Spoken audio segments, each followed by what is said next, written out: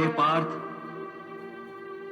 मोह बुद्धि का अज्ञान होता है और इसी अज्ञान के कारण मनुष्य भौतिक आकर्षण में फंस जाता है।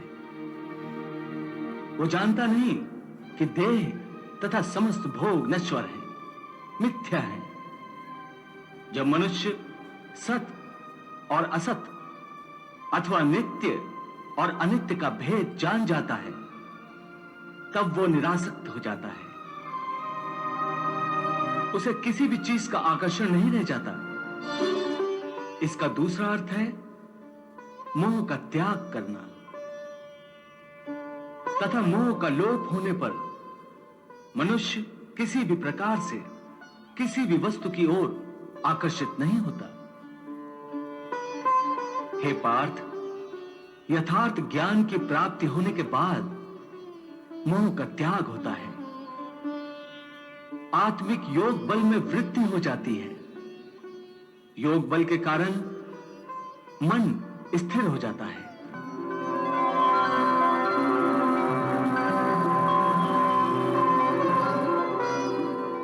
और स्थित प्रज्ञ होने के कारण मनुष्य का परमात्मा के साथ योग हो जाता है।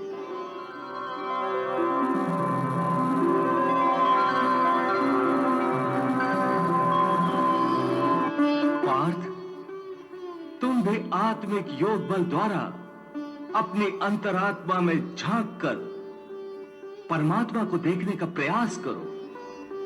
समबुद्धि कर्मयोग का आचरण करो और स्थित प्रज्ञ बन जाओ। हे मधुसूदन, यह स्थित प्रज्ञ क्या होता है, इसे समझाओ।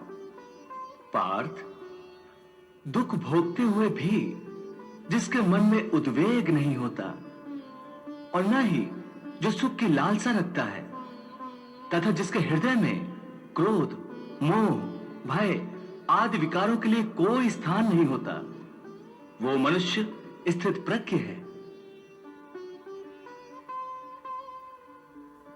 दुखेषु अनुद्विग्न मनाः सुखेषु विगत स्पृहा वीत राग भय क्रोधा स्थित धीः मुनिरुच्यते।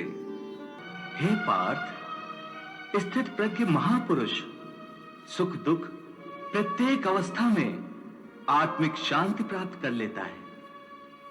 परम आनंद में लीन होने से ऐसे मनुष्य को दुख और सुख कभी विचलित नहीं करते। ऐसे स्थित प्रज्ञ मनुष्य का मन उस दिए की भांति होता है जिसकी लौ स्थिर होती है, कभी डोलती नहीं।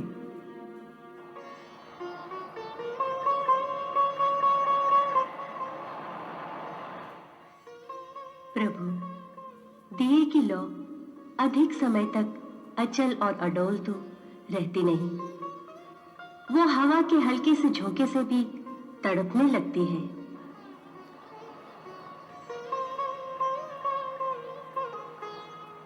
हाँ देवी पार्वती, प्रभु श्री कृष्ण यही तो समझा रहे हैं कि मनुष्य का मन कामनाओं की आंधी में रखे हुए एक दीपक की तरह होता है। कामनाओं के तेज झोंके उस दिए की बाती को स्थिर नहीं रहने देते। प्रभु ये उपदेश दे रहे हैं कि मन को स्थिर रखने के लिए मन की कामनाओं को लगाम देना चाहिए। यदि कामना को लगाम न दी जाए तो एक कामना से दूसरी, फिर दूसरी से तीसरी कामना जन्म लेती रहती है और यह सिलसिला कभी खत्म नहीं होता। जैसे जब किसी व्यक्ति के पास घर न हो तो वो मनुष्य एक झोपड़ा की कामना करता है।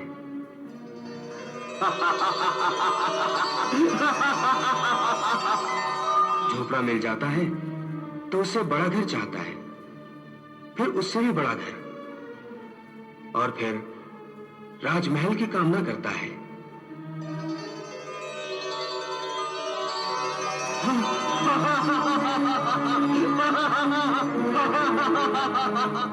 उसकी एक ही कामना असीम रूप लेकर बढ़ती रहती है। तो फिर मनुष्य इन कामनाओं को कैसे लगाम दे सकता है? इसका सही और सरल उपाय यह है कि मनुष्य मन में संतोष पैदा करे जहां जिस अवस्था में जिस क्षण में उसे संतोष प्राप्त हो जाए, वहीं उसी क्षण में प्राणी सुखी और शांत हो जाएगा।